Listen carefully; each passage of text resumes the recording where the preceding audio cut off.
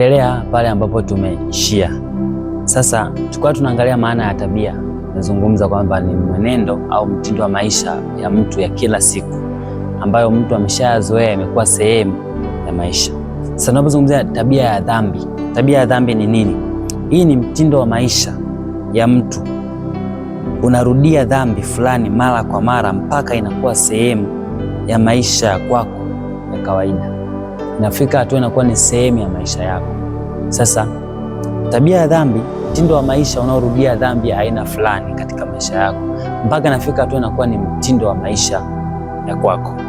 Sasa katika kitabu cha Yakobo sura ya 1 mstari wa 15, neno la Mungu linasema hivi, inaeleza kwamba tamaa ikichukua mimba huzaa dhambi. Inaeleza kwamba tamaa ikichukua mimba inazaa dhambi. Nikwambie nini maana ya tamaa?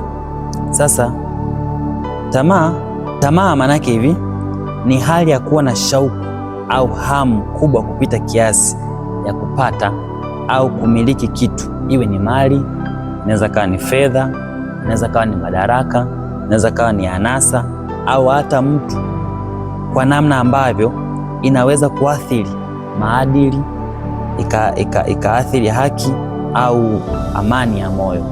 Tamaa. Kwa tamaa ni hali ya kuwa na shauku au hamu kupita kiasi ambacho unaweza ukafanya jambo lolote ambalo hata haliko sawa, ukafanya hata kitu ambacho si sahihi. Kwa hiyo tamaa mara nyingi inakuwa ipo ndani ya mtu. Hiyo tamaa ina uwezo wa kudhibitiwa au isidhibitiwe, inategemeana na mtu mwenyewe. Unataka je, udhibiti au usidhibiti? Sasa tunasema hapa tulikuwa tunazungumzia kwenye upande wa tabia kwamba kitabu cha Yakobo sura ya 1 mstari wa 15 anasema, inaeleza kwamba tamaa ikichukua mimba huzaa dhambi.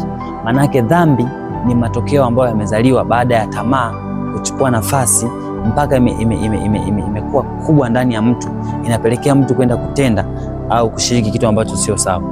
Sasa leo moja kwa moja kwenye upande wa uraibu na issue za tamaa ambazo tunajifunza na tabia ambazo tumezizungumza, tutazungumzia baadhi ya vitu ambavyo aina fulani za uraibu. Kwa mfano, uraibu wa pornografia unapoanzia mpaka unapowapeleka watu. Sasa kwanza ifahamike kwamba hamu au shauku au tamaa ya kutamani mtu wa jinsia nyingine ni kitu ambacho Mungu alikiweka ndani ya mtu. Hakukiweka Mungu kwa bahati mbaya, aliweka kwa makusudi, na aliweka ili kuweze kuwapenda alivyokuwa anatamani. Lakini kikishaenda tofauti na vile ambavyo Mungu anataka, kinaleta shida. Lakini kuna utaratibu ambao Mungu ameweka ndani. Katika maisha ambayo tunakuwa, binti au kijana wa kiume anapokuwa, inafika hatua ambayo anaweza akaanza kubadilika maumbile, kipindi ambacho mwili wake unaanza kuwa mkomavu, kipindi ambacho mwili wake unaweza kuwa na shauku na hamu na tamaa ya kimapenzi inazaliwa ndani ya mtu. Wakati anavyozidi kuendelea kukua, na kuta mwili wake unachanua katika hivyo vitu. Sasa amekutana na watu wa aina gani katikati ya kukua kwake, itaamua maisha yake mbele yakae vipi, itaamua huyu mtu aweze kubehave vipi katika zile hali anazokutana nazo ndani ya mwili wake. Hiyo hali ni Mungu ameweka ndani yako, lakini ni namna gani ambayo wewe unaichukulia inaweza kapelekea uwe sawa au usiwe sawa. Sasa mara nyingi kinachotokea, mtu anaweza akaanza kwa kutazama picha kwa mara ya kwanza kama sehemu ya pressure tu. Pressure, anatamani afurahi kwamba kuna kitu anasema labda nataka nijifunze, au kuna kitu labda, yani furaha, anajisikia furaha kutazama picha za utupu na video za utupu. Ile kwa mara ya kwanza anapokuwa anaanza, ile kitu inakuwa sio uraibu, inakuwa ni tamaa tu, na katika kipindi hiki cha mwanzoni anakuwa na uwezo mkubwa wa kuweza kujidhibiti. Anaweza kaangalia, lakini isiwe na athari kubwa sana kwake. Lakini kwa kadiri anavyozidi kurudia kutazama, anaingia kwenye search engine, kwa mfano kama Google, anaingia Chrome, anaingia Instagram, anatafuta vitu ambavyo vinafanana na vitu ambavyo vinaweza vikaamsha hisia ndani ya mwili wake. Kwa kadri anavyozidi kuendelea kuangalia mara kwa mara, ile kitu inatengenezeka kuwa kama tabia ndani yake. Asipokuwa makini, ile tabia ikijengeka, ikikomaa ndani yake, inafika hatua inakuwa ni uraibu, anakuwa hawezi akapitisha siku bila kutazama hivyo vitu. Ni vitu hatari sana katika maisha ya watu. Pornography inaweza kawa ni chanzo cha watu kuweza kuengage katika ushoga. Inaweza kawa ni chanzo cha watu kuengage katika kusagana. Unapotazama picha za utupu, unapeleka taarifa katika ufahamu wako. Moyo wako unaanza kuzoea vile vitu, unaanza kuwa na shauku, unajikuta unafurahi unavyokuwa unatazama. Wakati unavyozidi kufurahi na kujipa muda wa kutazama mara kwa mara, unajitengenezea kitu ambacho kitakuja kuwa hatari katika maisha yako. Tunaishi katika ulimwengu ambao ni ulimwengu ambao ushoga umekuwa ni kitu ambacho hata kama inawezekana ndani ya makanisa hakijaidhinishwa au kwenye mataifa hajaidhinishwa, lakini tuna watu wengi ambao tayari wameshakuwa na hizo tabia. Kuna mtu mwingine anaingia kwenye hizo tabia kwa sababu ya tamaa ya mali au tamaa ya fedha. Inafika hatua mwanaume anaweza kumtamani mwanaume mwenzie na mwanamke anaweza kumtamani mwanamke mwenzie, lakini unakuta hivi vitu vyote vilianza katika tatizo au pale ambapo mtu alikuwa anatamani kuona aangalie kwenye TV, kwenye simu yake mambo au picha za utupu. Kuna wengine anaweza kawa ni wanandoa kabisa, misingi ya ndoa yao imejengwa katika namna ambayo wanatazama kwanza pornography ili waweze kuactivate miili yao, kitu ambacho sio sawa. Mungu aliweka kile kitu kuwa natural na Mungu anatamani kutusaidia. Ndio maana ameleta somo kama hili hapa. Kuna ushuhuda ambao nitashare na wewe kidogo, ambao mimi uliwahi nisikitisha, lakini pia nilijisikia vibaya kwamba mtu anaweza kweli, kuna watu wanaweza kupita katika mazingira haya. Nitajaribu kushirikisha pia mtu wa Mungu kwa kile ambacho unaweza kujifunza kwa ajili ya kuwasaidia watu wengine. Katika kukua kwangu niliwahi kukutana na binti ambaye alikuja kuniomba ushauri na alinishirikisha kitu kama ushuhuda katika maisha yake.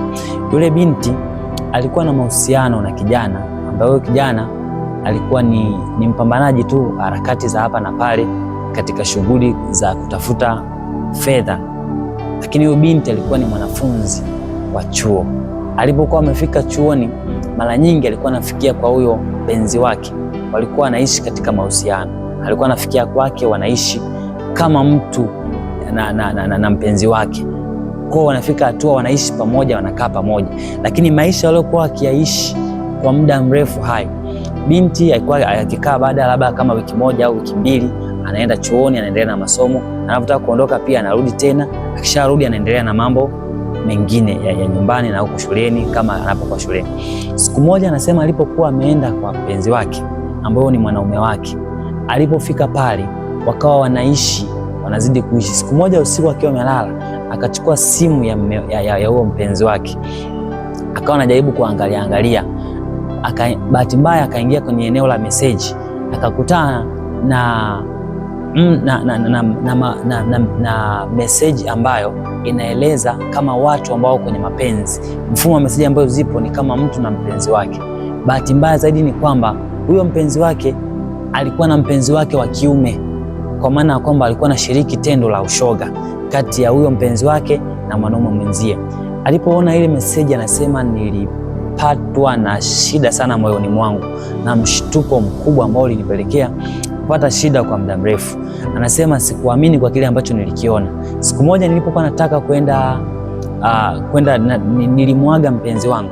Yeye ndo anaeleza hivyo dada, kwamba alimwaga mpenzi wake kwamba anaenda chuoni. Yule mpenzi wake akamsindikiza kweli, wakafika eneo la stendi, akawa amehakikisha amempakia kwenye gari. Na kweli kabla gari hajaondoka, yule binti hakuwa amepanda ile gari, akashuka. Jamaa akajua kwamba binti yake ameshaondoka kwenda chuoni. Baada ya kuondoka, akarudi nyumbani, na alipokuwa anarudi nyumbani akawa anafanya mahusiano na yule mwanaume mwenzie kwa ajili ya kukutana nyumbani kwake huyu kijana. Yule binti kwa sababu alikuwa ameshaona ile message, alisema natamani je, kwamba ninachokiona ndicho? Akatamani, akarudi. Aliporudi nyumbani akamkuta kwa mbali, alimuona mpenzi wake akiwa anaingia ndani na huyo jamaa yake. Walipoingia ndani, anasema baada ya muda fulani wale watu walikuwa bahati mbaya kwamba walikuwa hawajafunga mlango. Anasema nilipoingia ndani mle kupushi mlango, ndicho kitu ambacho kinafanyika. Mwanaume anafanya mapenzi na mwanaume mwenzie. Anasema ni kitu ambacho kiliniumiza moyoni mwake. Anaandika, anasema wale watu walishtuka na ikabidi yule jamaa avae nguo haraka na kukimbia kuondoka. Na alivyoondoka, binti aliingia kwenye wasiwasi mkubwa sana katika maisha yake. Jamaa yake alilaumu, kwa nini umefanya kitu kama hiki? Wewe tumeagana. Anasema hapana, kuna kitu nilikisahau, nimekuja kuchukua. Kwa ikawa ni shida. Anasema niliachana na yule kijana, lakini katikati, kabla hata ya kuachana na tulivyoachana, nilikuwa ni mtu ambaye nimeumizwa na kile kitu, kwamba mtu ambaye naishi naye kama mwanaume ndani yangu, nategemea huyu ndio mwanaume ambaye atakuja kunioa, lakini naye kumbe na mwanaume wake. Ni kitu ambacho kilimtesa. Sasa haya ni maisha ambayo kuna watu wengi wanayaishi. Kuna watu wako vyuoni wanaishi maisha haya, wengine kwa sababu ya tamaa ya fedha, wanatamani maisha mazuri, na wengine wanafanya hivyo, kumbe ni watu ambao wanatumiwa katika namna ya giza. Mtu kwa sababu ya tamaa anaingia katika haya mambo yapo, na kuna watu wapo kanisani na wanashiriki mambo kama haya. Kanisa ni mahali ambapo tunatakiwa kuwasaidia watu ambao wana changamoto kama hizi. Kama